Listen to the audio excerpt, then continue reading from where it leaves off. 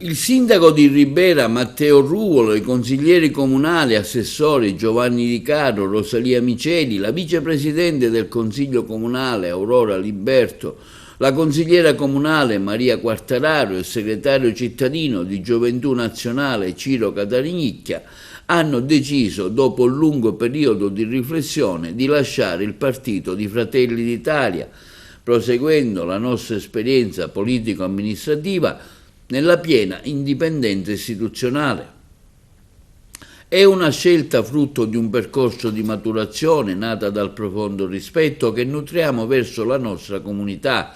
e dal desiderio di continuare a lavorare con serenità, coerenza e senso di responsabilità per il bene di Ribera.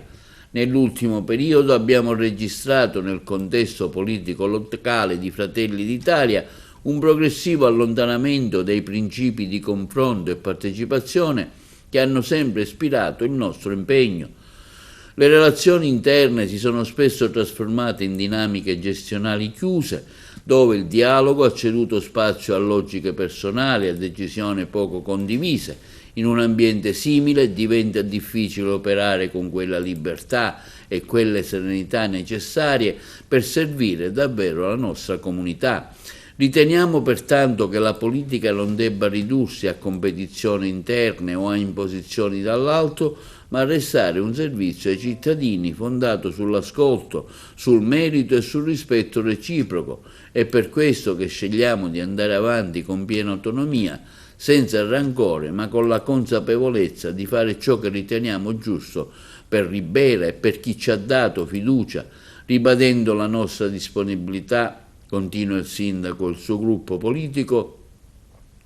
al dialogo con tutte le realtà politiche e sociali. Confermiamo il nostro impegno per una politica inclusiva, trasparente e orientata esclusivamente al bene comune e non a interessi di bottega o ancora peggio personali. Desideriamo inoltre rivolgere un sincero ringraziamento agli organi istituzionali del Partito della Meloni, sia a livello nazionale che regionale, per la fiducia e la collaborazione dimostrate in questi anni. A loro va la nostra stima e il nostro rispetto per il percorso condiviso, per le esperienze maturate insieme. Continueremo a lavorare come sempre con spirito di servizio, dedizione e indipendenza, convinti che il nostro unico riferimento debba restare la comunità riberese e il futuro del nostro territorio. Questo quanto affermato dal sindaco Matteo Ruvolo, dai consiglieri comunali, assessori Giovanni Di Caro e Rosalia Miceli, alla vicepresidente del Consiglio Comunale